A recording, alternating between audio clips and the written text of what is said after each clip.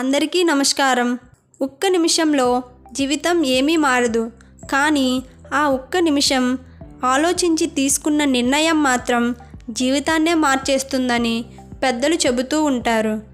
అలాంటి కథల ద్వారా జీవితానికి ఒక దిశానిర్దేశం చేయాలనే సంకల్పంతో డాక్టర్ గీతా చెల్లా మానసిక నిపుణురాలు రాసిన ప్రేరణ 100 కథల పుస్తకం నుండి ఈరోజు మనం 17వ కథను చెప్పుకుందాం.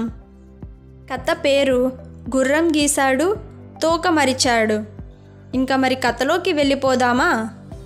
అవంతిక నగరాన్ని పాలించే రాజు వర్ధమానుడు.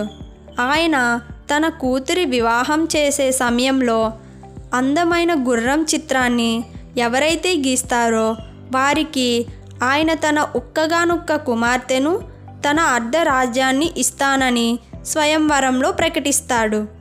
దానికి చాలామంది యువకులు అందమైన గుర్రం చిత్రాలు గీసుకొని వస్తారు. ఒక్కొక్కటిగా పరిశీలిస్తూ రాజు ఒక చిత్రం దగ్గర ఆగిపోతారు.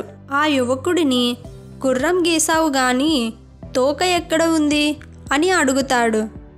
దానికి ఆ యువకుడు నవ్వుతూ ఇలా సమాధానం ఇచ్చాడు, తోక గీయడం మర్చిపోయాను అని అనకుండా, రాజా, గుర్రం తోక చిత్రానికి అటువైపు ఉంది, లాగితే వస్తుంది అని అన్నాడు.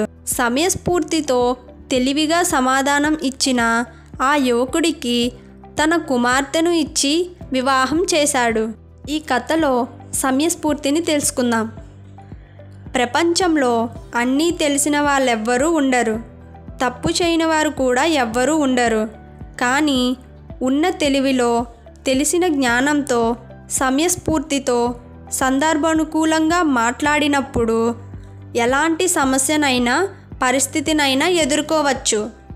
అంటే పుట్టుకతోనే వస్తుందా లేదా నేర్చుకోవాలా అని ఆలోచిస్తే సమాధానం నేర్చుకోవచ్చు.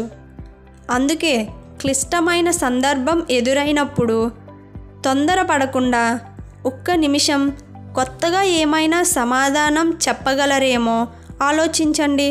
క్షుణ్ణంగా ఆలోచించి మాట్లాడితే ఎవరినైనా మెప్పించగలం. ఇప్పుడు మనం ఒక యాక్టివిటీని చేద్దాం. మీకు ఎదురైన ఒక సమస్యను గుర్తు తెచ్చుకొని అప్పుడు మీరు ఎలా మాట్లాడి ఉంటే, ఎలా ప్రవర్తించి ఉంటే, ఎలాంటి నిర్ణయం తీసుకొని ఉంటే బాగుండేదో ఆలోచించండి. ఇక ముందు తెలివిగా ప్రవర్తించండి. ఇంతటితో ప్రేరణ 100 కథల పుస్తకం నుండి 17వ కథ సమాప్తం.